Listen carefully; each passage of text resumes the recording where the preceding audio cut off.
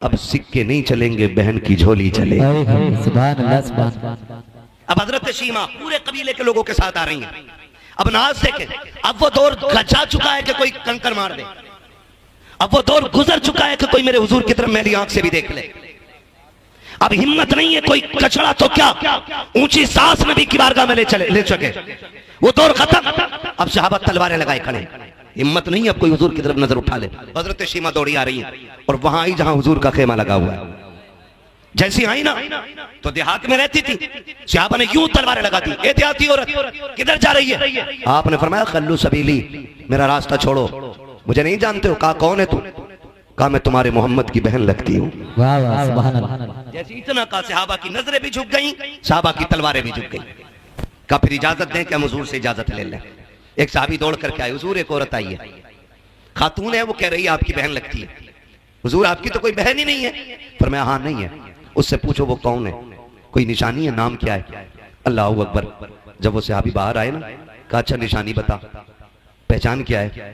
اس نے کہا کہ ان سے جا کے کہنا وہ آئی ہے جو تمہیں گود میں لے کے لوری دے کے کہتی تھی اللہم ابقی لنا محمد، سبحان اللہ، جو کہتی تھی اللہ مجھے محمد کا بچپن دکھایا ہے، محمد کی جوانی بھی دکھانا، سبحان اللہ۔ وہ آئی ہے۔ اور کہا دوسری نشانی، یوں کر کے بازو اٹھایا اور کہا یہ دیکھو ان سے کہنا بچپن میں انہوں نے میرے دانت گاڑ دیے تھے، ان کی محبت میں آج تک میں نے ان نشانوں کو مٹنے نہیں دیا ہے۔ سبحان اللہ۔ جیسے صحابہ نے جا کے اندر کہا نا یا رسول اللہ، وہ خاتون کہہ رہی ہے کہ وہ آئی ہے جو آپ کو جھولی میں لے کے اللہم ابقی لنا محمدہ کہتی تھی، اور اس کے بازو میں آپ کے دانتوں کے نشان ہے۔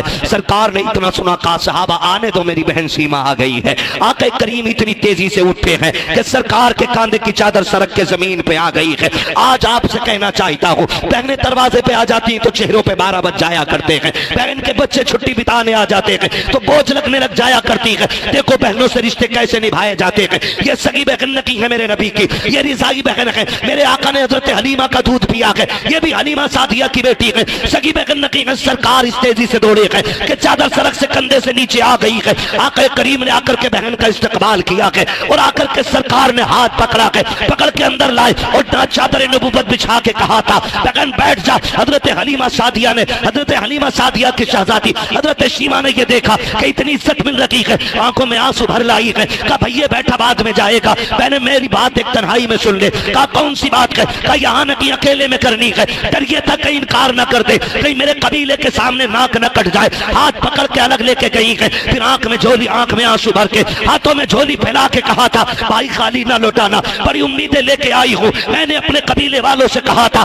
وہ میرے بھائی لگتے ہیں، خالی نہیں لوٹائیں گے۔ کہا بہن معاملہ کیا ہے؟ کہا فلاں جنگ میں جو قیدی بنائے ہیں وہ میرے قبیلے کے لوگ ہیں، کیا اپنی بہن کے لیے تو انہیں آزاد کرو گے کہ نہیں؟ میرے نبی نے بہن کے ہاتھ سے چادر چھڑائی ہے، چولی چھڑا کے ہاتھ پکڑا بہن کا اور لے کر کے وہاں آئے ہیں جہاں قبیلے والے لوگ تھے، اپنی مزمل والی چادر پہ بٹھایا اور بٹھا کر کے کہا تھا اب بتاؤ شیمہ کیا چاہیے؟ یہ باتیں تنہائی میں نہیں بلکہ میدان میں کی جائیں گی۔ کہا بتا تجھے چاہیے کیا؟ کہا میرے قبیلے کے قیدی دے دو۔ آقا کریم کہتے ہیں صحابہ میں سارے قیدی بانٹ چکا ہوں، آج تک تم سے ہر کام مشورہ لے کے کیا ہے، لیکن آج مشورہ بھی نہیں کروں گا، میری بہن جو مانگ رکھی ہے دے دیا جائے۔ سارے قیدی لا کے قدموں پہ ڈال دیے گئے۔ حضرت شیمہ روتی جا رہی ہے۔ آقا نے کہا بلال تم وزیر خزانہ ہو، میرے حصے کا جتنا پیسہ ہے میری بہن کی جھولی میں لا کے ڈال دیا جائے۔ سلمان فارسی میرے حصے کی بکریاں لاؤ، لا کے میری بہن کو دے دو۔ کہا اور وہ حریر کی یمنی چادر لاؤ، میں بہن کے سر پہ ڈالنا چاہتا ہوں۔ اتنا سب کچھ دے کر کے جب بہن جانے لگی،